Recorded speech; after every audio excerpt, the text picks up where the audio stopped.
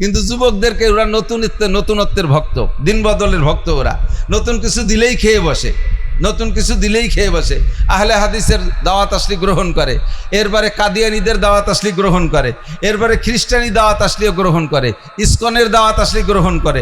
নগদে গ্রহণ করা শুরু হয়েছে হিজবুত তাওহীদের দাওয়াত সারা বাংলাদেশে। এ খাইতেছে সব যুবকরা। কাজেই আমি যুবক শোনা, তোমরা আমাদের বন্ধু, তোমরা আমাদের ভাই, তোমরা আমাদের ছেলে, একসাথে সকলে মিলে আমরা জান্নাতে যাইতে চাই। আমি জান্নাতে যাবো এই গ্যারান্টি না। তুমি যদি হকপন্থী হয়ে জান্নাতে যাও, আজকে যদি আমার কথায় তুমি একটু লাইন পেয়ে যাও, তাহলে তুমি জান্নাতি হবা। আমি আমার আমল খারাপের কারণে যদি হাসরে ধরা খেয়ে যাই, তাহলে তোমার কাছে আমি সুপারিশ চাইতে পারবো, ও আব্দুর রহমান তুমি আমার মাঠের বয়ান শুনেছিলে, তুমি জান্নাতে যাচ্ছ, আমি তো বেকায়দায় পড়ে গেছি, তুমি একটু আল্লাহর কাছে সুপারিশ করো। মানজাল্লাযী ইয়াশফাউ ইনদাহু ইল্লা বিইذনি। আল্লাহ তাআলা যদি তোমাকে সুপারিশের সুযোগ দেয়, তুমি আমাকে সুপারিশ করে জান্নাতে নিতে পারবা। আবার যদি তুমি ধরা পড়ে যাও, আমি যদি জান্নাতি হয়ে যাই, আমিও বলতে পারবো আল্লাহ আমার মাঠে বসে বসে বয়ান শুনেছিল, এ যুবকরা কোনো অন্যায় করে ফেলাইছে, মেহেরবানি করে একটু মাফ করে দাও, আমরা যাতে একসাথে জান্নাতে যেতে পারি। বলেন না আমিন। এরকম একটা সুবিধা আমাদের সেদিন হবে। এই জন্য মোহাব্বতের সাথে, বড় দরদের সাথে আমি সকলকে বলতে চাই, খুব লক্ষ্য করতে হবে। যুবকরা নষ্ট হয়ে যাচ্ছ, বিভিন্নভাবে নষ্টামি আসছে। নষ্ট করার, চরিত্র নষ্ট করার জন্য, ইমান ধ্বংস করার জন্য, যুবকদেরকে যৌবন ধ্বংস করার জন্য হাজারো আসবাব প্রত্যেকের হাতে হাতে, ঘরে ঘরে, পকেটের ভিতরে, মুঠের মধ্যে ঢুকে গেছে। এখন কোনোভাবেই কুল পাচ্ছি না। ঝড় আসছে 300 কিলোমিটার বেগে, একদল আবার আমাদের বিপক্ষে। এই ওয়াজ দিয়ে কি হবে, মাহফিল করে কি হবে, তবলিগ করে কি হবে, মাদ্রাসা করে কি হবে, এইগুলো বলে কি বলে না, কথা বলেন, বলে না, এতে কি হবে? আরে ভাই কিচ্ছু হবে না, কারণ কিছু হবে না, তারপরও যেটুকু হবে সেটুকু আমাদের করতে হবে। ঝড় আসছে 300 কিলোমিটার বেগে, এ জায়গা পেলা বাঁধাতে হবে কমপক্ষে শাল কাঠের খুঁটি। পেলা বোঝেন তো, পেলা কয় না ভিন্নে কয়, খুঁটি খুঁটি ঠেক দেয় না। জল আসছে, ঘর পড়ে পড়ে, অন্য পাশে যেটা দিয়ে বাঁধা, ওরে কি কয়, খুঁটি পেলা বলে না।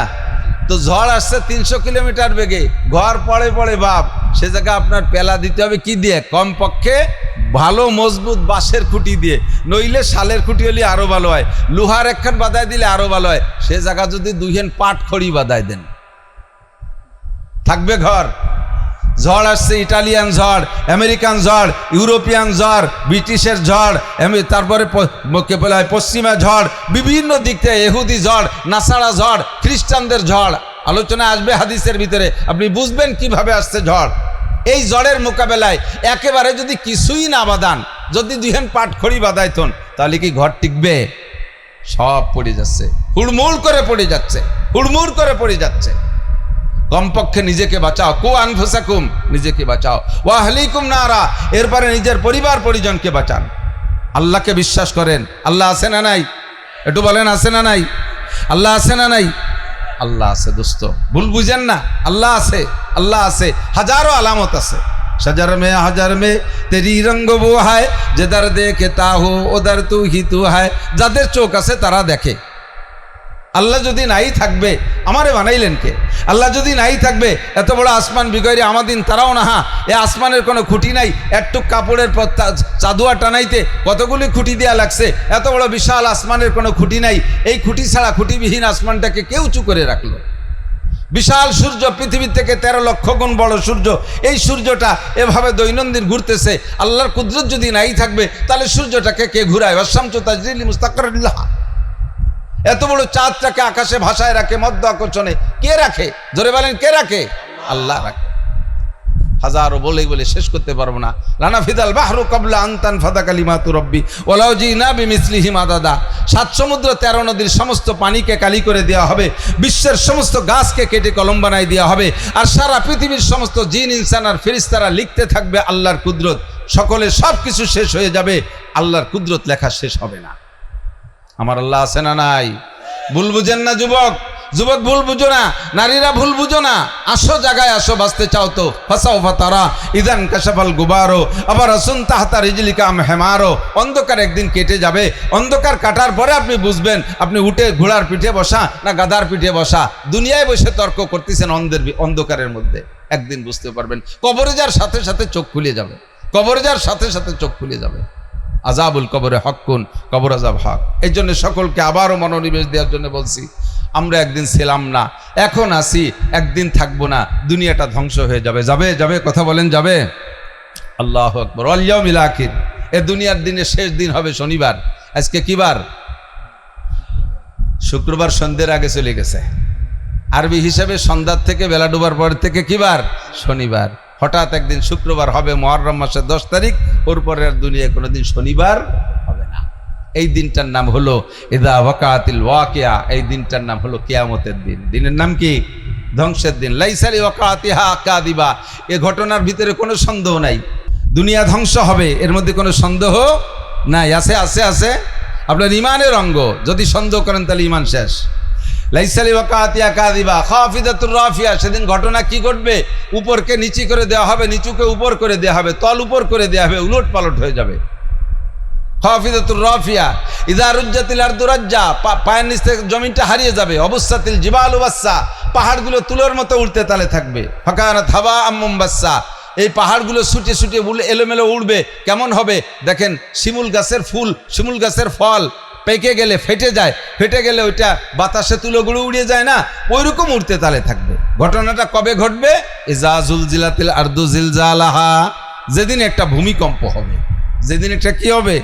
ভূমিকম্প। কথা মনে রাখতে হবে সব কথা শুরুর থেকে। এই ওয়াজ করা আলো গাই দোয়ানোর মতো, মাঝে মাঝে কয়ে থাকি। গাই দেওয়ানো যাইয়েই বান ধরে টান দিলে দুধ বেরোয় না, খানিক সময় ধরে ভানাতে হয় বাসুর দিয়ে। দুধ হয় শেষে, আর শুরুতে হয় পানানো। কথা বলতে গেলে শুরুতে কিছু কথাই লাগে, এ কথাগুলো খেয়াল করতে হবে। পানানুকে অবমূল্যায়ন করলে লাস্টে দুধ পাবেন না, কারণ দুধ বানেই আসবে না, তা দোয়াবেন কি? আল্লাহ, এই ধ্বংস হবে কবে, কিভাবে হবে? কাইজা জুলজিলাতিল আরদু জিলজালাহা, একটা ভূমিকম্প হবে। কবে হবে? ফাইদা নুফিখা ফিস-সূর, যখন ইসরাফিল আলাইহিস সালাম সিংহায় ফুঁক দেবে তখন হবে ভূমিকম্প। কেমন হবে? আল কারিয়া তুমাল কারিয়া ওমা আদরাকা মাল কারিয়া ইয়াউমা ইয়াকুনুন নাসু কাল ফারাশিল মাবসুস। সিংহায় যখন ফু দেবে ভূমিকম্প হবে, একটা ঝাঁকুনি হবে। ওই সময় সমস্ত মানুষ যারা জমিনের উপরে থাকবে, কাল ফারাশিল মাবসুস, আপনাদের পাছার নিচে বিছানো যে বিছনা আছে, মানুষগুলো এরকম বিছাই যাবে। আর সব কিছুর কেমন অবস্থা হবে? কাইজাস সামাউন ফাতারাত ওয়াইদাল কাওয়াকিবু ইনতাসারাত ওয়াইজাল বিহারু ফুজ্জিরাত ওয়াইজাল বিহারু ফুজ্জিরাত ওয়াইদাল কুবুরু বুসিরাত। আসমানটা টাস টাস করে ফেটে যাবে, চন্দ্র সূর্য হারিয়ে যাবে, পাহাড় পর্বত উড়ে চলে যাবে, দুনিয়ায় কোনো প্রাণী থাকবে না, সব কিছু ধ্বংস হয়ে যাবে, এর কিচ্ছুই থাকবে না।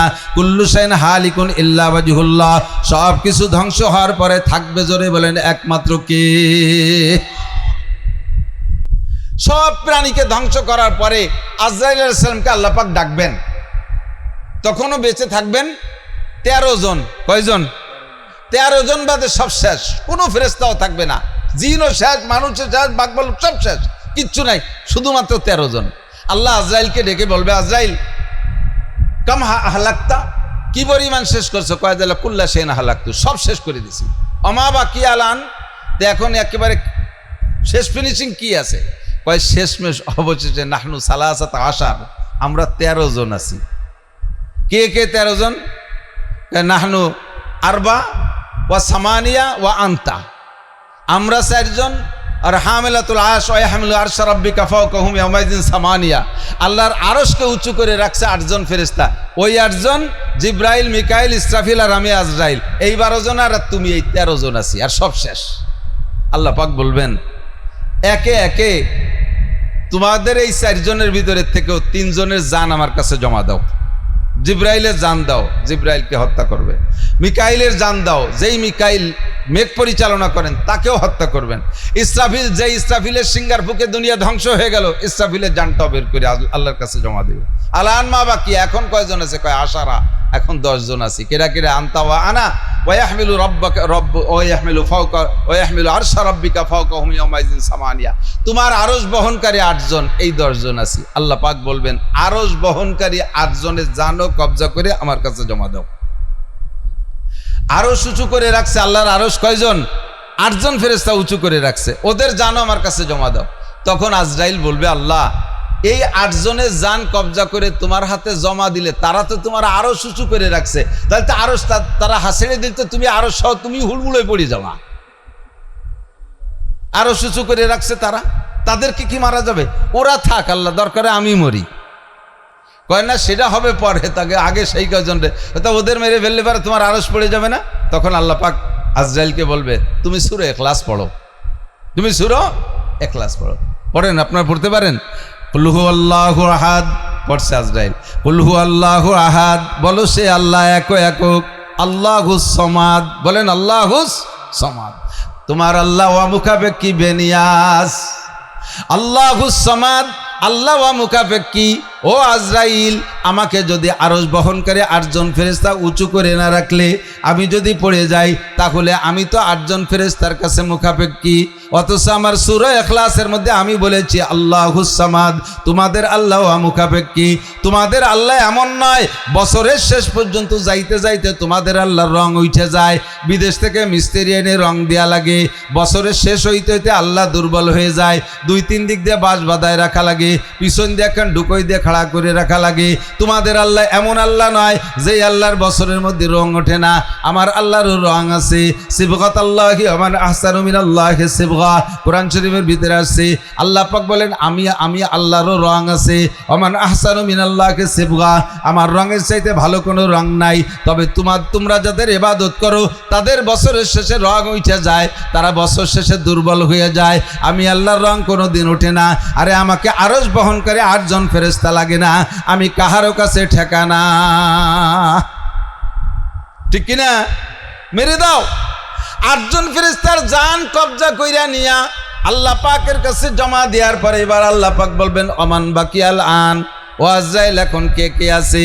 আল্লাহ সবই শেষ করা হয়েছে, আনতা ওয়া আনা, অবশেষে তুমি আসো আর আমি আছি। আল্লাহ পাক রব্বুল আলামিন বলেন আনা হাইয়ুন কাইয়ুম, আমি চিরস্থায়ী চিরঞ্জীব, লা মুতু ওয়া লা আহইয়া, আমি মরিও না আমি বাঁচিও না। আজরাইল তোমার জানটা এবার জমা দাও, তোমার জান জমা দাও। আজরাইল চিৎকার মেরে বলবে ওয়া আনা আমুত, আল্লাহ আমারও মরতে হবে। আল্লাহ কয় কেন মারবা না? তুমি পড়ো কুল্লু নাফসিন যায়িকাতুল মাউত সুম্মা ইলাইনা তুরজাউন, কুল্লু নাফসিন যায়িকাতুল মাউত। আজরাইল পড়বে, কয় বলো তরজমা কি? কয় এনি ম্যান এভরিবডি, এনি প্রাণী, সমস্ত প্রাণী, যার ভিতরে প্রাণ আছে তাকে মরতে হবে। ও আজরাইল তোমার মধ্যে প্রাণ আছে নাকি? কয় জি আল্লাহ আছে। তা যদি তোমার মধ্যে প্রাণ থাকে আর সব প্রাণী মরণশীল, কাজেই সেই কথার ভিত্তিতে তোমাকেও মরতেই হবে। আজরাইল কইবে আল্লাহ আমি তো সবাই রে মারলাম, আমারে মারবে কে? আল্লাহ পাক বলেন তুমি আত্মহত্যা করবা, পিস্তল কানে লাগাই গুলি করবা। আমি আত্মহত্যা করব কিভাবে? কয় তোমাকে নিয়ম শিখাই দেই, তুমি নিয়মের পর আমল করবা, বাকিটুক আমার দায়িত্ব। বুকের উপরে হাত দিয়ে মুঠ করে টান দিবা, এ পর্যন্ত তোমার দায়িত্ব, বাকিটুক আমি করব। আজরাইল বুকের উপরে হাত দিয়ে মুঠ করে যখন টান মারবে, আল্লাহ পাক বলবেন কোন মাইয়েতান, তুই মরে যা। সঙ্গে সঙ্গে আজরাইলের জানটা তার হাতের মধ্যে বেরিয়ে যাবে। আর আজরাইলের জান বেরোনোর সময় এত জোরে একটা চিৎকার মারবে, যদি ওই সময় সারা পৃথিবীর সমস্ত প্রাণী থাকতো, বেঁচে থাকতো, আজরাইলের মুখের এই আওয়াজে সব প্রাণী স্টক কইরা কুলজা ফাইটা মারা যাইতো, সব শেষ। কুল্লু শাইন হালিকুন ইল্লা ওয়াজহুল্লাহ, এই ঘটনা ঘটবে, এর মধ্যে কোনো সন্দেহ নাই। থাকবে একমাত্র কে? মোহাব্বতের সাথে একবার বলবেন আল্লাহ। কমপক্ষে 4000 নেকি পাইবেন। থাকবে কে? আল্লাহ আমার এমন নাম, যেই নামটা যে কোনোভাবে মহাব্বতের সাথে ক্রিটিসাইজ ছাড়া, ঠাট্টা করা ছাড়া, ব্যঙ্গ করা ছাড়া, উপহাস করা ছাড়া, আরে অন্য কোনো খেয়ালে না, মহাব্বতের সাথে, বিশ্বাসের সাথে আল্লাহ শব্দ উচ্চারণ করার সঙ্গে সঙ্গে 4000 নেকি লিখে দেওয়া হয়। থাকবে আমার আল্লাহ। সাহাবায়ে কেরাম নবী আলাইহিস সালামের কাছে জিজ্ঞাসা করতেন, হুজুর কত আয়াতের ভিতরে কিয়ামত সংক্রান্ত শুনতেছি, দেখতেছি, হবে কবে? এর কোনো সাল তারিখ কি জানা আছে নাকি? নবী আলাইহিস সালাতু ওয়াস সালাম নিজেও জানতেন না। হয়েছে থাক। একদিন হুজুর এভাবে সাহাবায়ে কেরামদেরকে নিয়ে বয়ান করতেছেন বসে, এই বয়ানের ভিতরে হঠাৎ করে হযরত ওমর বর্ণনা করতেছেন হাদিস, হঠাৎ করে দেখে একটা লোক আসছে পিছনে, এদিক লোকটাকে হযরত ওমর বলতেছেন লা ইয়ারিফু মিন্না আহাদুন, আমরা দূর দারাজে সফর করি, আমরা ইয়ামানে ব্যবসা করি, আমরা শামসিরিয়ায় ব্যবসা করি, আমরা ইরাক ইরানে ব্যবসা করি, সৌদি আরবের ভিতরে যা আছে তা তো ব্যবসা বাণিজ্য এলাকা আমরা অনেককে চিনি। দিয়ে এই লোকটা ভদ্রলোক, অত্যন্ত সুন্দর, সুন্দর চেহারা, এমন উজ্জ্বল চেহারার মানুষ আর দেখি নেই। লোকটা মজলিসে আসার সাথে সাথেই মনে হচ্ছিল যেন সূর্য বা চন্দ্র উদয় হয়েছে, মজলিসটা আরো আলোক উজ্জ্বল হয়ে গেছে। আমরা খুব আশ্চর্য হচ্ছে দেখে, অথচ লোকটারে কেউ চিনি না। আবার আরব দেশে লম্বা পথ, মরুভূমির ভিতর দিয়ে যদি কেউ পথ চলে, গায়ে সাদা কাপড় থাকলে তা এলোমেলো হয়ে যাবে, ধুলোবালি ময়লা হয়ে যাবে, তা না, সাদিদু বেয়াজি সিয়াব, গায়ের কাপড় প্রচণ্ড সাদা। আরবের ভিতরে মরুভূমির ভিতর দিয়ে চললে উড়ন্ত ধুলোবালিতে চুল দাড়ি আউলকেশ বাউল বেশ হয়ে যায়। লোকটার ভিতরে তাও না, সাদিদু সেবাদি সার, মাথার চুল দাড়িগুলো খুব কুচকুচে কালো, তার হাতে কোনো ব্যাগেজ নাই। পিছনে এসে দাঁড়াইছেন, বসবেন, পিছনে অনেক জায়গা থাকতেও না বৈশা উকি মেরে দেখতেছে সামনে কোনো জায়গা আছে কিনা। তো উকি মারিয়ে দেখে সব সাহাবা কিরাম খুব ঘন ঘন করে বসা, একটা সিট খালি আছে। হুজুর আলাইহিস সালামের সামনে বরাবর বসা আবু বকর, দুইজনের মাঝখানে একটা সিট খালি আছে। ভিতর দিয়ে হাত ঢুকায় ফাড়তে ফাড়তে ফাড়তে ফাড়তে আইসে সামনে, হাত্তা জালাসা ইলা নবী সাল্লাল্লাহু আলাইহি সাল্লাম, মাঝখানে এসে বসলেন হুজুরের সামনে। ফাসনাদা রুকবাতাইহি আসনাদা রুকবাতাইহি ওয়াজা কাফাইহি আলা ফাকিজাইহি, নিজের হাঁটু দুটো হুজুরের হাঁটুর সাথে মিশাই দিয়া হাত দুটো রানের উপরে আত্তাহিয়াতু সূরতে করে বসলেন, একেবারে বরাবর, একেবারে বরাবর। এরপরে একে একে 4টি জিজ্ঞাসা করলেন। এই 4 জিজ্ঞাসার পরে শেষ জিজ্ঞাসা, প্রথম 3টে বলবো না, সময় লেগে যাবে। লাস্টের জিজ্ঞাসা হলো হুজুর মাতা সা, শুধু ইবারত বলি। 1 নম্বরে জিজ্ঞাসা মাল ইমান, হুজুর ইমান কি জিনিস, ওই লোকটা জিজ্ঞেস করতেছে। তো হুজুর বললেন ইমান হলো ক্বালা আন তুমিনা বিল্লাহ, ইমানে মুফাসসাল যেটা পড়ছে এটা হুজুর শুনাইলেন। ক্বালা সাদাক্তা, হুজুর ঠিক বলছেন। একটু আগে বলতেছেন আমাল ইসলাম, হুজুর ইমানের পরে ইসলাম কি জিনিস। তো হুজুর আবার জবাব দিলেন ক্বালা আন তাশহাদা লা ইলাহা ইল্লাল্লাহ ওয়া আন তুকিমাস সালাত ওয়া তুতিজ যাকাত ওয়া তাসুমা রমাদান ওয়া তাহুজ্জাল বাইতা ইন ইসতাতা ইলাইহি সাবিলা। ইসলাম হলো 1 নম্বরে কালেমায়ে শাহাদাত মুখে উচ্চারণ করে বিশ্বাসের সাথে পড়া, 2 নম্বরে ইসলাম হলো 5 ওয়াক্ত নামাজ পড়া, 3 নম্বরে ইসলাম যাকাত দেওয়া, 4 নম্বরে ইসলাম হলো রমজানের রোজা রাখা, 5 নম্বর ইসলাম হলো তৌফিক হলে হজে যাওয়া। লোকটা সত্যায়িত করলেন জি হুজুর ঠিকই বলেছেন। এরপরে জিজ্ঞেস করেছেন মাল ইহসান আমাল ইখলাস, হুজুর কথায় কথায় তো ইহসান বলেন আর ইখলাস বলেন। ইখলাস, ইখলাসের সাথে তবলিগি শুনছেন না, ইখলাস, ইখলাস নেক সহি নিয়ত, ইখলাস, ইখলাসের সাথে কাজ করা। ইখলাস কি জিনিস, হুজুর জবাব দিলেন ওয়ালা আনতা আবুদাল্লাহ কাআন্নাকা তারাহু, তুমি ইহসান হলো, ইখলাস হলো প্রত্যেকটা ইবাদত করবে এমন সংকল্পে, আমার দিক, প্রত্যেকটা ইবাদত করবে এমন সংকল্পে কাআন্নাকা তারাহু, কেমন যেন তুমি আল্লাহকে দেখতেছো। নামাজে যখন দাঁড়াইবা এমন সংকল্প হবে কেমন যেন তুমি নামাজে আল্লাহকে দেখতেছো। ফাইল্লাম তাকুন তারাহু ফাইন্নাহু ইয়ারাক, যদি তোমার মনের অবস্থা এমন করতে না পারো, নামাজের মধ্যে মনটা শুধু এলোমেলো হয়ে যায়। এমনি সময় মন অতটা খারাপ হয় না, দেখবেন নামাজে দাঁড়াইলেই মন সব এদিকে দিক যায়। আর যত পচা দরবার, যত পচা কথা, এইগুলি নামাজের মধ্যে মনে আসে। ব্যবসা বাণিজ্য ও আসে না খুব একটা, এর সে নিকৃষ্ট নোংরামি যদি জানা থাকে, সেই সমস্ত নোংরামিগুলো নামাজের মধ্যে আসে। তো এই সবগুলোর থেকে বিচ্ছিন্ন হইয়া যদি আপনি নামাজের মধ্যে দাঁড়ায় এমন সংকল্প করেন কান্নাকা তারাহু, যেন আপনি আল্লাহকে দেখতেছেন। যদি আপনার হালাত এমন না বানাইতে পারেন, কমপক্ষে এতটুকু করবেন ফাইল্লাম তাকুন তারাহু ফাইন্নাহু ইয়ারাক, আরে ভাই আমি যদি আল্লাহকে নামাজের মধ্যে না দেখি, আমার আল্লাহ আমারে দেখে কি দেখে না?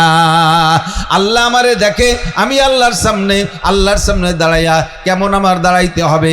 আরে কোর্টে যাইয়া জজের সামনে দাঁড়ান, একেবারে করজোড় হাত কইরা, এদিক সেদিক কোনো খেয়াল থাকে না, শুধু জজের দিকে নজর থাকে, কি রায় দেয়, কি ফয়সালা দেয়। 24 যতক্ষণ পর্যন্ত দাঁড়ায় থাকেন, প্রত্যেকটা সেকেন্ডে সেকেন্ডে টেনশন থাকে, জজের দিকে মনোনিবেশ দিয়ে থাকেন। আপনি সেখানে জজকে দেখতেছেন, জজও আপনাকে দেখতেছে। আরে আমি যদিও আল্লাহ পাককে না দেখি, আল্লাহ তো আমারে দেখে, নামাজের মধ্যে দেখে, তিলাওয়াতের সময় দেখে, ভালো কাজ করার সময় দেখে, মন্দ কাজ করার সময় দেখে। ও যুবক সাক্ষী দাও, নামাজের সময় আল্লাহ আমাকে দেখে কি দেখে না? শুধু নামাজের রোজার মধ্যে আল্লাহ আমারে দেখে, তিলাওয়াতের সময় আল্লাহ আমাকে দেখে, তাহাজ্জুদের সময় আল্লাহ আমাকে দেখে, জিনা করার সময় তো আল্লাহ দেখে না, কথা কয় না। মদ খাওয়ার সময় দেখে, আরেকবার মদ খাওয়ার সময় দেখে, গাঁজা খাওয়ার সময় দেখে, এবা খাওয়ার সময় দেখে, জিনা করার সময় দেখে, চুরি করার সময় দেখে, সর্বহালাতে আল্লাহ আমাকে দেখে। যেই লোকটা সব সময় এমন একটা সংকল্প থাকে যে আমি যাহা কিছু করি আল্লাহ আমাকে দেখে, এই লোকটার নাম হলো মহসেন, এই লোকটার নাম হলো মুখলেস। হুজুর যখন বললেন, জবাব দিলেন, ওই লোকটা সত্যায়িত করলেন। চতুর্থ নম্বর জিজ্ঞাসা ওই লোকটা করলেন, ইয়া রাসূলুল্লাহ মাতা সা, কিয়ামত তো হবে সন্দেহ নাই, আসমান জমিন ফেটে তছনছ হয়ে যাবে সন্দেহ নাই, কিন্তু এই তার তারিখটা কবে, কবে হবে এই কিয়ামত একটু বলতে পারবেন? উনি জিজ্ঞেস করতেছেন সামনে বসে। হুজুর এবার জবাব দিলেন, মাল মাসউলু আনহা বিআলাম মিনাস সাইল, এ ব্যাপারে তোমার চাইতে আমি একটু বেশি ভালো জানি না। তুমিও যদি না জেনে জিজ্ঞেস করো যে কিয়ামত কবে হবে, এইটা যদি তুমি না জেনে জিজ্ঞেস করো, তাহলে আমি তোমার চাইতে বেশি জানি না, তার মানে আমিও জানি না কিয়ামত কবে হবে। এবার লোকটা বললেন, ঠিক আছে হুজুর, তারিখ বলা লাগবে না। ওমা ইমারাতুহা, কিয়ামত যে হবে তো হবেই, এর কোনো পূর্বাভাস, কোনো আলামত, প্রারম্ভ আছে, কিছু আলামত নমুনা আছে যা দেখে আমরা বুঝবো যে কিয়ামত কাছে চলে আসছে? হুজুর হ্যাঁ, এইটা বলতে পারবো। এবার হুজুর বলা শুরু করলেন। আমার বয়ান আজকে এখানে, প্রত্যেকের ভিতরে ঠান্ডা, মেঘ আকাশে আছে, বাতাস গরম, কিন্তু ওদিক দিয়ে বৃষ্টি নামতেছে, ফকিরহাট দিয়ে বৃষ্টি নামতে নামতে এদিক আসতেছে, দেখবেন যে বৃষ্টি আসার আগে একটা ঠান্ডা বাতাস অনুভব হয় কি হয় না? তো হুজুর বলতে, ভদ্রলোক জিজ্ঞেস করতেছেন, হুজুর কিয়ামত হবে তো তারিখ বলতে পারলেন না, কিন্তু তার পূর্বাভাস, আগে কোনো আলামত পাওয়া যাবে যা দেখে বুঝবো যে কিয়ামত কাছাই গেছে, দুনিয়ার হায়াত শেষ? হুজুর বলে, হ্যাঁ তা পারবো। এক নম্বর হলো, এক নম্বর, আনতালিদাল আমাতু রাব্বাতাহা। ১৫০০ বছর আগে বিশ্বনবী বলে গেছেন, সে সময় বলছেন এরকম হবে যখন, তখন বুঝবা কিয়ামত বেশি বাকি নাই। তখন বলেছেন এরকম হবে। এখন আপনারা জবাব দেবেন, এখন কি হবে বলে বাকি আছে না রানিং হয়ে গেছে? সেটা হলো আনতালিদাল আমাতু রাব্বাতাহা, যখন দেখবা বান্দির বাচ্চা প্রেসিডেন্ট হয়, বান্দির বাচ্চা প্রেসিডেন্ট হয়, বান্দির পেটে রাজা পয়দা হবে, যখন তোমরা এইগুলো দেখবা। দুইটা মানে, আনতালিদাল আমাতু রাব্বাতাহার একটা হলো যেটা বলছি, আর একটা হলো সন্তানে মাকে বান্দির মতো ব্যবহার করবে। সন্তানে মাকে বান্দির মতো ব্যবহার করবে কি মানে? বউ নিয়ে রাজধানী 4 তলার পর ঘুমাবে, মাকে বাড়ির কাজের মেয়ের মতো ব্যবহার করবে।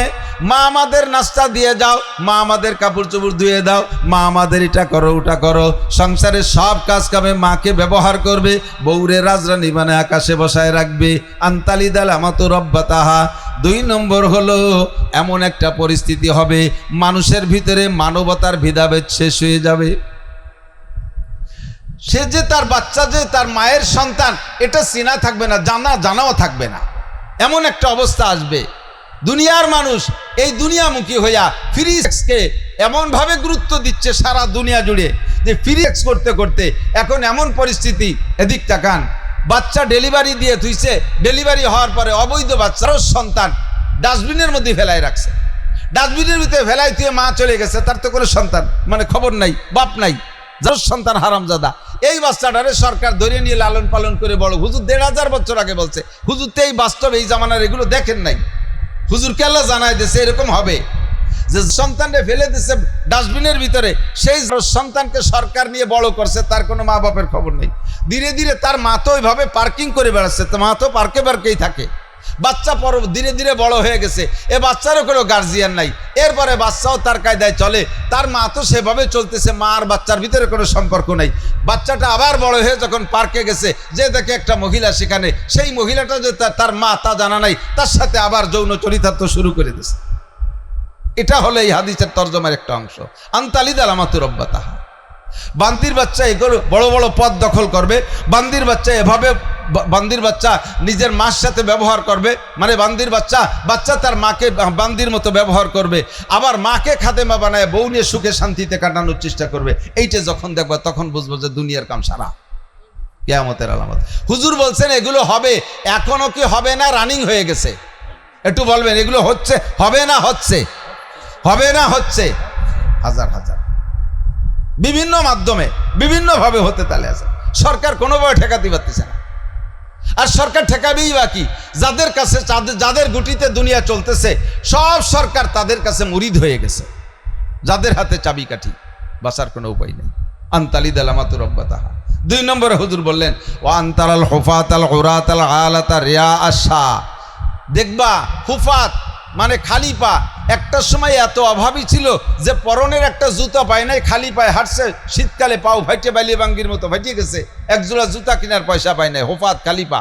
উরাত পর্যাপ্ত পরিমাণ পোশাক পাই নাই, এমন একটা দিন গেছে। শীতকালে আগুন জ্বালায় রাত কাটাইছে, এমন একটা অভাবের দিন তাদের গেছে। হুফাতাল উরাতাল আলাতা, ক্ষুধার যন্ত্রণায় বাড়ি বাড়ি 4টে ভাত চেয়ে খেয়ে বেড়াইছে। রেয়াসা, ভালো কোনো যোগ্যতা ছিল না, যার কারণে ভালো কোনো সরকারি চাকরি বাকরি বা কোনো কর্ম খুঁজে পাই নাই। এই কি করে বেড়াইছে? মানুষের বাড়ি রাখাল থেকে বেড়াইছে, রাখালি করে বেড়াইছে, ছাগলের রাখালি, দুম্বার রাখালি, ঘোড়া গাদার রাখালি করে বেড়াইছে। এইরকম নিচু গরিব মানুষগুলো হঠাৎ করে আঙ্গুল ফুলে কলা গাছ, ইয়াতাতাওয়ালুনা ফিল বুনিয়ান, তারা বড় বড় বিল্ডিং বানাইয়া পুরো বিল্ডিং ওয়ালাদের সাথে পাল্লা দিয়ে বিল্ডিং বানাবে। এ কিয়ামতের আলামত। আমি নিজেই কিয়ামতের আলামত। ছাত্র বয়সে যখন লেখাপড়া করছি, 12 বছরের ভিতরে আমার আব্বা আমাকে যে টাকা দিছে 100 টাকার বেশি হবে না। 12 বছরের টাকা গুছাই 100 টাকা হবে না। অনেকদিন আগের কথা না, 40 বছর আগে পড়ছি, 33 বছর আগে মৌলানা পাস করছি। তার আগ পর্যন্ত 12 বছরে আব্বা 2 টাকা 1 টাকা যা দিতেন তা গুছালি 100 টাকা হবে না। জীবনের যখন একটু বড় হয়ে উঠছি তখন মসজিদে ইমামতি করে কষ্ট করে পয়সা কামাই করে লেখাপড়া শিখছি। এইভাবে লেখাপড়া শিখেছি। এত অভাবের মধ্যে ছিলাম। আব্বার দেওয়া টাকা দিয়ে একটা স্যান্ডেল কিনতে পারি নাই, বাপের 1 কাঠা জমি পাই নাই, বাপের থেকে একখান ফুটো টিন আমি ভাগে পাই নাই। ছোট্ট একখান সোনের ঘরের ভিতরে আব্বা কাটাই গেছে। আল্লাহ পাক আমার 3 তলা দালান দিয়েছে। আমি কিয়ামতের আলামত। জীবনে কোনোদিন মাদ্রাসায় পড়াকালে 3 কিলোমিটার দূরে লজিং থাকতাম, নদী পার হয়ে একটা বাইসাইকেল কিনে লজিংয়ে যাইতে পারতাম না, 3 কিলোমিটার পথ হেঁটে যাইতাম, হেঁটে আসতাম। আমাকে আল্লাহ তাআলা লাখ লাখ টাকার গাড়িতে চড়া তৌফিক দিয়েছে। এটাই কিয়ামতের আলামত। হাদিসে আসছে ইজা উসিদাল আমরু ইলা গায়রি আহলি ফান্তাজিরিস সা, যখন দেখবা অযোগ্যকে পদে বসানো হয়েছে তখন বুঝবা যে কিয়ামত বেশি বাকি নেই। সমাজের ভিতরে একজন বিসিএস, একজন BA pass, MA pass, high স্কুলের ভালো একজন যোগ্য মাস্টার, কলেজের একজন প্রফেসর নির্বাচনে দাঁড়াইছে, চেয়ারম্যানিতে দাঁড়াইছে, মেম্বারে দাঁড়াইছে, তার এগেনস্টে মদখোর, গাঁজাখোর, আবাখোর, লুচ্চ, বদমায়েশ, একেবারে মূর্খ, অশিক্ষিত, বকলমে বুথা, তারা দাঁড়াই গেছে। এই শিক্ষিত লোকটা ভোট পায় না, ভোট পায় যত মদখোর, গাঁজাখোর, আবাখোর, মূর্খরা, এরাই নির্বাচিত হয়ে যায়। কথা বলেন ঠিকই ঠিক না? আপনাদের এলাকায় না, বিশ্বের অনেক এলাকায় এগুলো কিয়ামতের আলামত। ইজা উসিদাল আমরু ইলা গায়রি আহলি ফান্তাজিরিস সা, আমার মতো অযোগ্যকে বক্তা হিসেবে স্টেজে বসানো, এটা কিয়ামতের আলামত।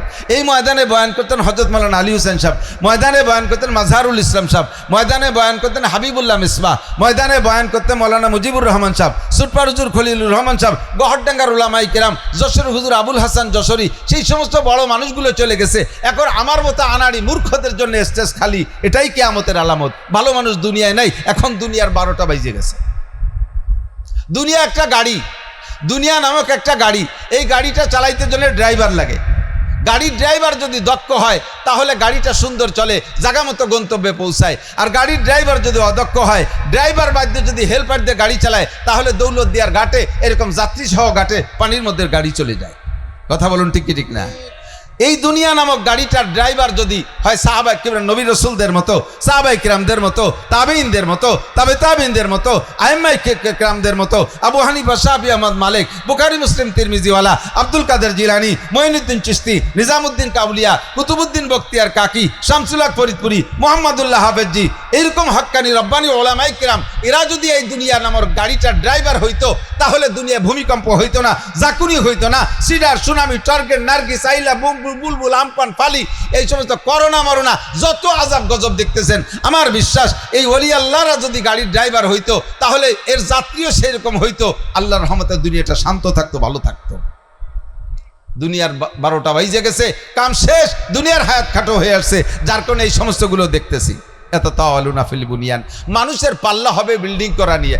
উনি কয়তলা দেশে, এটা মুজাহিদ সাহেব কয়তলা দেশে, কয় 3 তলা দালান, আমাদেরটা হবে 5 তলা। উনি কয়তলা দেশে, 5 তলা, আমাদেরটা হবে 10 তলা। দালানের উচ্চতার পাল্লা হবে, ওদের কয়টা গাড়ি আছে, 10টা গাড়ি আছে, আমাদের 20টি হবে, ওর কি গাড়ি আছে, লোকাল গাড়ি আছে, আমার পরিবহন হবে, ও কিসে চলে, ও চলে প্রাইভেট কারে, আমি চলবো মার্সিডিজ গাড়িতে, আমি চলবো ল্যান্ড ক্রুজারে, ইত্যাদি ইত্যাদি। এই সমস্ত গাড়ির পাল্লা হবে, টাকার পাল্লা হবে, নামাজের পাল্লা হবে না, রোজার পাল্লা থাকবে না। এ কথা বলবে না ও কি করে, কয় নামাজ পড়ে, কি নামাজ পড়ে, 5 ওয়াক্ত পড়ে, আমি এখন থেকে তাহাজ্জুদের নামাজও পড়বো। ও কি পড়ে, কয় তাহাজ্জুদ পড়ে, তাহলে আমি ইশরাক আবিনও পড়বো। এই পাল্লা থাকবে না। ও কি করে, ও শুধু নামাজ পড়ে, কোরআন পারে না, আমি কোরআন শরীফ পড়বো। ও কি করে, কোরআন শরীফ পড়তে পারে, তাহলে আমি শুধু দেখে কোরআন শরীফ পড়বো না, আমি কোরআন শরীফ হেফজও করবো। ওর ছেলে কি করে, ওর ছেলে শুধু হাফেজ হইছে, আমার ছেলে মৌলানা হবে, এ পাল্লা থাকবে না। ও কি করে, খালি নামাজ পড়ে, ও তবলিগে যায় না, আমি তবলিগের সময় লাগাবো, এ পাল্লা থাকবে না। এরকম ইবাদতের পাল্লা থাকবে না। দুনিয়ায় মুসলমানদের ভিতরে পাল্লা হবে, দুনিয়া নিয়ে পাল্লা, দালান কোঠার পাল্লা, ইন্ডাস্ট্রিজের পাল্লা, কলকারখানার পাল্লা, সম্পদের পাল্লা, পদের পাল্লা, এই সমস্ত পাল্লা চলবে। এর নামই হলে ইয়াতাতাওয়ালুনা ফিল বুনিয়ান। এগুলো নবী বলছেন হবে। এগুলো কি হবে না রানিং হয়ে গেছে? এগুলো হচ্ছে, হবে না হচ্ছে? একটু বলবেন, হবে না হচ্ছে? কিয়ামত তাহলে তো দুনিয়ার আর বেশি বাকি নেই। কখন চলে যাবে, কখন আল্লাহ ডাক দেবে বলা যায় না। রেডি হয়ে যান, রেডি হয়ে যান। কোনো কিয়ামতের তারিখ আল্লাহ বলে নাই। কিয়ামত 3টে। আমার দিক তাকান, কিয়ামত কয়টা? 3টা। বলবো, একটা হলো ইন্টারন্যাশনাল কিয়ামত, যেটা বলছি প্রথম, আন্তর্জাতিক কিয়ামত, সব শেষ, আজরাইলও শেষ। 2 নম্বর হলো জাতি গোষ্ঠীর কওমি কিয়ামত। কোন একটা কওম আর জাতির কিয়ামত, সবাই থাকবে, একটা গোষ্ঠী থাকবে না। এই গোষ্ঠীটা না থাকা 2 প্রকার, হয়তো একেবারে দুনিয়া থেকে শেষ হয়ে যাবে, অথবা দুনিয়ায় বেঁচে থাকবে কিন্তু আত্মপ্রকাশ করার ক্ষমতা থাকবে না। এটা হলো সেকেন্ড কিয়ামত। যেমন কওমে আদকে আল্লাহ শেষ করে দিয়েছে, বাকিরা সবাই রয়েছে। কওমে সামুদকে আল্লাহ শেষ করে দিয়েছে, বাকিরা সবাই রয়েছে। কওমে লুতকে আল্লাহ শেষ করে দিয়েছে, বাকিরা রয়েছে। কওমে ফিরাউনকে শেষ করে দিয়েছে, বাকিরা রয়েছে। কওমে নমরুদরা শেষ করে দিয়েছে, বাকিরা রয়েছে। এটা হলো এক একটা কওমকে দুনিয়া থেকে একেবারে শেষ করে দিয়েছে। আবার এমনও হতে পারে ওই কওমের মানুষ শেষ হয়ে যাবে না, মারা যাবে না, বেঁচে তারা থাকবে, কিন্তু এমন অন্যায়, এমন অপরাধ করছে যে অপরাধের কারণে সমাজে থাইকেও আত্মপ্রকাশ করার কায়দা নাই, নাম বলার কায়দা নাই, যে আমি কোন গোষ্ঠীর, আমি কোন দলের, আমি কি করি, এইটা বলার কায়দা থাকবে না। কথা বলুন ঠিক না? এটাও একটা কিয়ামত। 3 নম্বর কিয়ামত হলো ব্যক্তিগত কিয়ামত, পার্সোনাল কিয়ামত। ব্যক্তিগত কিয়ামত কি? এটাও হাদিসের মধ্যে আছে। হুজুর বলেন, মাম্মা তাকাদ কিয়ামত কিয়ামাতুহু, যে যেদিন মারা গেল তার কিয়ামত সেদিন হয়ে গেল। যে যেদিন মারা গেল তার কিয়ামত সেদিন হয়ে গেল। ইন্টারন্যাশনাল যে কিয়ামত, আমরা এখানে যারা আছি, আমি ওভার শিওর, শতভাগ গ্যারান্টি দিয়ে আপনাদেরকে বলি, এই ইন্টারন্যাশনাল কিয়ামত আমরা দেখব না। কেন দেখব না? খেয়াল করতেছেন জানি না। এ না দেখার কারণ হলো, মূল কিয়ামতের আগে বড় 10টা ঘটনা ঘটবে। কয়টা? বড় 10টা ঘটনা ঘটবে। তার ভিতরে 1 নম্বরে আসবে দাজ্জাল। আইনে দাজ্জাল। দাজ্জাল কে? যার সারা কপালে একটা চোখ থাকবে, তার ডান হাতে থাকবে দোজক, বাম হাতে থাকবে বেহেশতে। মূলত থাকা উচিত ছিল কোন হাতে? বেহেশতে, ডান হাতে। বাম হাতে থাকলে দোজক, থাকলে বাম হাতে থাকবে। তার বাম হাতে বেহেশতে, ডান হাতে দোজক। কি মানে? তাকে যারা সে খুদাই দাবি করবে, সে খুদাই দাবি করবে, তারে যারা খুদা বলে স্বীকার না করবে, বিশ্বাস না করবে, তাদেরকে হত্যা করবে, তাদেরকে চোখের সামনে আগুনের মধ্যে ফেলে দেবে, হত্যা করে দেবে। আবার সাথে সাথে তারা বাঁচাতেও পারবে, এ ক্ষমতা আল্লাহ তাকে দেবে। এই দাজ্জালে হত্যা করবে, বাঁচাবে, সবাই রে না, ভয় দিয়ে দিয়ে, কৌশল করে করে, ধোঁকা দিয়ে দিয়ে লক্ষ লক্ষ মানুষকে, কি পরিমাণ মানুষকে দাজ্জাল তার পক্ষে নিয়ে নেবে শুনবেন, আশ্চর্য হবেন। প্রত্যেক 1999 জনকে দাজ্জালে দখল করে নেবে, দাজ্জাল ভক্ত বানায় ফেলবে। 1000-এ 1 জন মানুষ ইমানদার থাকবে।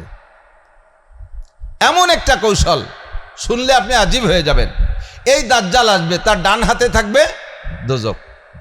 কি মানে? এই দাজ্জাল বর্তমানে, তার সেলা দাজ্জাল এসে গেছে, ডান হাতে দোজক মানে অস্ত্র। যদি আমেরিকান, ইহুদি, নাসারা, হিন্দু, বুদ্ধ, খ্রিস্টান, এই সারা পৃথিবীর বর্তমান সময় যারা পরাশক্তিতে আছে, এদের কথা যদি না মানেন, এদের কাছে যদি আনুগত্য স্বীকার না করেন, তাহলে তাদের হাতে, ডাইন হাতে আছে ট্রেগার, অস্ত্র। এই অস্ত্র দিয়ে আপনাকে ফায়ার করে শেষ করে দিচ্ছে। আর তাদের বাম হাতে থাকবে দোজক, বেহেশতে। কি মানে?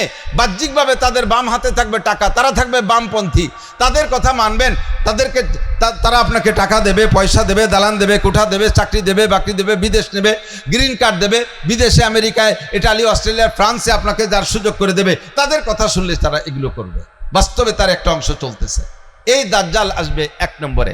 দাজ্জালকে খতম করার জন্য আসবে মাহদী আলাইহিস সালাম। কে আসবে? মাহদী আলাইহিস সালাম। এই মাহদী আলাইহিস সালাতু ওয়াস সালাম আইসা দাজ্জালের সাথে যুদ্ধ হবে, ওনার সাথে সহযোগী হবে হযরত ঈসা আলাইহিস সালাম। ঈসা আর মাহদী আলাইহিস সালাম এই দুইজনে মিলে দাজ্জালের সাথে, দাজ্জাল বাহিনীর সাথে যুদ্ধ হবে। এই যুদ্ধে আল্লাহ তাআলা ঈসা আর মাহদী আলাইহিস সালাতু ওয়াস সালামকে এবং তার সামান্য কিছু সৈনিক থাকবে, এই সৈনিকদেরকে বিজয় করবে। দাজ্জালের সারা দুনিয়া জোড়া বিশাল বাহিনীকে আল্লাহ তাআলা ধ্বংস করে দেবে। দাজ্জাল চলে যাওয়ার পরে আসবে ইয়াজুজ মাজুজ। ঈসা আলাইহিস সালাতু ওয়াস সালামের হাতে সারা পৃথিবী, তখন আর একজন কাফেরও থাকবে না, বিশ্বে কোনো কাফের থাকবে না, সারা পৃথিবী সম্পূর্ণ মুসলমানের শাসনে চলে আসবে। একটানা 40 বছর পর্যন্ত ইসলামী হুকুমত চলবে, এর ভিতরে কোনো কাফের মুশরিকের কোনো গন্ধ থাকবে না। এরপরে আবার ধীরে ধীরে ধীরে ধীরে মানুষ বেঈমানের দিকে যাইতে থাকবে, শয়তানে আবার ধোঁকা দিয়ে নিতে থাকবে। এই বিশাল মানুষের উপরে আসবে ইয়াজুজ মাজুজ নামে এক গোষ্ঠী, যাদের নাম শুনছেন। হযরত নূহ আলাইহিস সালামের 3 ছেলে বেঁচে ছিল, হাম, সাম, ইয়াফেস। হামের আওলাদ পশ্চিমে, সৌদি আরব থেকে পশ্চিমে, সামের আওলাদ আমাদের এই পাশে, মক্কা থেকে এই পাশে, আর ইয়াফেসের আওলাদ হলো এই ইয়াজুজ মাজুজ। অসংখ্য দুনিয়ায় সভ্য মানুষের সংখ্যা যে পরিমাণ, তার চাইতে বেশি হলো ইয়াজুজ মাজুজ। এরা আত্মপ্রকাশ করবে, মানুষের উপরে জুলুম অত্যাচার করবে, মানুষকে ধরে ধরে খাওয়া শুরু করবে, মারবে, তাদের সম্পদ লুণ্ঠন করবে। এদের হাতের থেকে বাঁচার আর কোনো মানুষ, বাঁচানোর জন্য কোনো মানুষ থাকবে না, একমাত্র আল্লাহ পাক আসমান থেকে বিশাল একটা বৃষ্টি দেবে। এই বৃষ্টির ভিতরে যে বিষাক্ত পানি থাকবে, এই পানিতে শুধু ইয়াজুজ মাজুজ মরবে, সভ্য মানুষ মরবে না। এই ঘটনাগুলো কি ঘটছে নাকি? কথা কোন ঘটছে? কাজেই এ ঘটতে অনেক সময় লাগবে, সেই সময় আমরা পাবো না, তার আগে আমাদের ব্যক্তিগত কিয়ামত হয়ে যাবে ইনশাআল্লাহ। এরপরে ইয়াজুজ মাজুজ চলে যাওয়ার পরে থাকবে সভ্য মানুষ। এই সভ্য মানুষের ভিতরে কিছু ইমানদার থাকবে, বেশিরভাগ বেঈমান থাকবে। এদেরকে ভাগ করার জন্যে আল্লাহ তাআলা একটা প্রাণী পাঠাবে, তার নাম দাব্বাতুল আরদ, যার বসতে 1 বিঘে জায়গা লাগবে। এত বড় প্রাণী, 4টে পা থাকবে ঘোড়ার মতো, 2টা হাত থাকবে মানুষের মতো, পাখির মতো বড় 2টো ডানা থাকবে, ইচ্ছা করলে উড়তে পারবে, ইচ্ছা করলে হাঁটতে পারবে। তার ডান হাতে থাকবে মূসা আলাইহিস সালামের লাঠি, বাম হাতে থাকবে সুলাইমান আলাইহিস সালামের আংটি। এই নিয়ে নেমে পড়বে, সারা পৃথিবীর মানুষকে বাছাই করে ফেলবে মাত্র 40 দিনে। ওই একটা প্রাণী, এর নাম হলো দাব্বাতুল আরদ। মানুষের কপালে সুলাইমান আলাইহিস সালামের আংটি হাতে থাকবে, এই আংটি দিয়ে কপালে ছোঁয়া দেবে। ছোঁয়া দেওয়ার সাথে সাথে মোমেন যারা, ইমানদার যারা, তাদের চেহারাটা উজ্জ্বল চাঁদের মতো ফর্সা হয়ে যাবে। বলেন সুবহানাল্লাহ। আর হাতে, ডাইন হাতে মূসা আলাইহিস সালামের লাঠি থাকবে, ওই লাঠি দিয়ে কপালে লিখবে মোমেন, আনতা মোমেন, তুমি ইমানদার। আর বেঈমান কাফেরদের কপালে আংটি দিয়ে ছোঁয়া দিলে চেহারাটা হয়ে যাবে ব্ল্যাকবোর্ডের মতো কালো। এবার ওই কালো কপালে ওই লাঠি দিয়ে লিখে দেবে আনতা কাফের, কাফার। মাত্র 40 দিনের ভিতরে সারা পৃথিবীর সমস্ত মানুষকে 2 ভাগ করে ফেলবে। আল্লাহ পাক রব্বুল আলামিন পূর্ব দক্ষিণ কোণা থেকে একটা হালকা বাতাস ছাড়বে। এই বাতাসে যাদের কপালে মোমেন লেখা ছিল, সব মানুষগুলো সাকরাতে মউত ছাড়া, মৃত্যু যন্ত্রণা ছাড়া, কোনো রোগ ব্যাধি ছাড়া, যে যেখানে থাকবে সে সেখানে পুড়ে মারা যাবে। এর ভিতরে একজন মোমেনও আর থাকবে না, সব মোমেন শেষ। এই মোমেনদের জানাজা করার জন্য কোনো মোমেন থাকবে না, যারা থাকবে সব পাইকারি কাফের। এদের কাফন হবে না, এদের কবর হবে না, এদের জানাজা হবে না, ফেরেশতারা এদের জানাজা পড়াবেন। এদের কবর হবে, যে যেখানে পড়ে মরবে ওই জায়গা মাটি ফাঁকা হয়ে কবর হয়ে যাবে, অনায়াসে কবরের মধ্যে চলে যাবে, আবার মাটি মিশে যাবে। এভাবে মোমেনদের সব দাফন হয়ে যাবে। এখন সারা পৃথিবী জুড়ে থাকবে একেবারে 160 কাফের। এই কাফেরদের উপরে 3 রাত 3 দিন ব্যাপী একটা রাত হবে। 3 রাত 3 দিন, 72 ঘন্টা। সূর্য উঠবে না, চাঁদ উঠবে না, আকাশে তারকা থাকবে না, দুনিয়ার কোনো বাতি থাকবে না, আগুন পর্যন্ত থাকবে না, কোনো প্রকারের বাতি থাকবে না। আরে ভাই, আমরা এই রাত হয়েছে, সব লাইটও যদি বন্ধ করে দেই, তবুও রাস্তায় কিছু না কিছু আফসা আফসা ভাব দেখা যায়, রাস্তা চলা যায়, যায় কি যায় না? এর কারণ কি? রাস্তায় বাতি না থাকলেও ঘরের মধ্যে আছে, তাও না থাকলে আকাশের নিচে মিটমিট তারকা, ওই তারকার হালকা আলোতে দুনিয়াটা কিছু কিছু আলোকিত হয়ে থাকে। যখন কোনো প্রকারে বাতি থাকবে না, আলো থাকবে না, পৃথিবীটা কেমন অন্ধকার। একটানা 72 ঘন্টা মানুষ চিল্লাপাল্লা শুরু করবে, কান্নাকাটি শুরু করবে, খাদ্য খুঁজে পাবে না, পাগলের মতো ছুটোছুটি করবে, পায়খানা করে খাওয়া শুরু করবে, পেশাব করে খাওয়া শুরু করবে। 3 রাত 3 দিন সূর্য উঠছে না। এর ভিতরে সূর্য উঠবে পশ্চিম আকাশ থেকে। কোন দিক থেকে? একে বলা হয় রদ্দে শামস। সূর্য উঠবে পশ্চিম আকাশ থেকে। তবুও মানুষের একটু স্বস্তি লাগবে, আরে কমপক্ষে সূর্য উঠছে, যে দিক থেকে উঠুক, আলো তো হইছে। এই সূর্য মাঝ আকাশ পর্যন্ত আইসা আবার পশ্চিম আকাশে ডুবে যাবে। এর পরের দিন থেকে আবার নিয়মতান্ত্রিক উঠবে। বলা হয় নির্ধারিত তারিখ বলা যাচ্ছে না, সাল বলা যাবে না। এই রদ্দে শাম সূর্য ব্যাকে উঠে আসার পরে থেকে আবার যে নিয়মতান্ত্রিকভাবে সূর্য উঠবে ডুববে, এর 120 বছর বা তার কিছু কম বেশ পরে যাইয়া মূল কিয়ামত ঘটবে। তাহলে আমি যে ওয়ারেন্টি দিছি, গ্যারান্টি দিছি, আমরা আপনারা কেউ এ জায়গা যারা আছি মূল কিয়ামত কেউ দেখবো না, তবে ব্যক্তিগত কিয়ামত সকলেরই দেখতে হবে। কথা বলুন ঠিক কি ঠিক না? কুল্লু নাফসিন যায়কাতুল মাউত তুম্মা ইলাইনা তুরজাউন। ও যুবক, পাগলামি করো না। রাস্তায় চলি বছরে 8-9 মাস।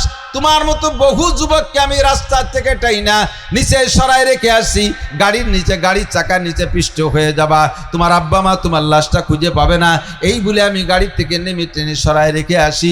কত যে যুবক রাস্তায় মরা দেখলাম, ওই পরিমাণ বুড়ো মানুষ রাস্তায় আমি অ্যাক্সিডেন্ট করে মরতে দেখি না। মোটর সাইকেল নিয়ে পড়ে যাচ্ছে যুবক, গাড়ির ভিতরে পড়তেছে যুবক, ওই নদীর মধ্যে গাড়ি সহ যে ঢুকে গেছে, কি বলা হয়, দৌলতদিয়ার ঘাটে, এর ভিতরে বুড়ো মানুষের চাইতে যুবক যুবতী বেশি ছিল। কথা বলুন ঠিক কি ঠিক না? তুমি পাগলামি করো না। তুমি কখনোই আশা করো না যে আমি লম্বা হায়াত পাবো। দাদা পাইছে 100 বছর, আব্বা পাইছে 90 বছর, 10 বছর করে কমতেছে, কমপক্ষে আমিও পাবো 80 বছর। এই আশা তুমি করো না। এনি টাইম, যে কোনো সময় তোমার কবজার জন্য, তোমার জান কবজার জন্য আজরাইল এসে যেতে পারে। এই কুল্লু নাফসিন যায়কাতুল মাউত, প্রত্যেকটা মানুষের ব্যক্তিগত কিয়ামত যে কোনো সময় এসে যেতে পারে।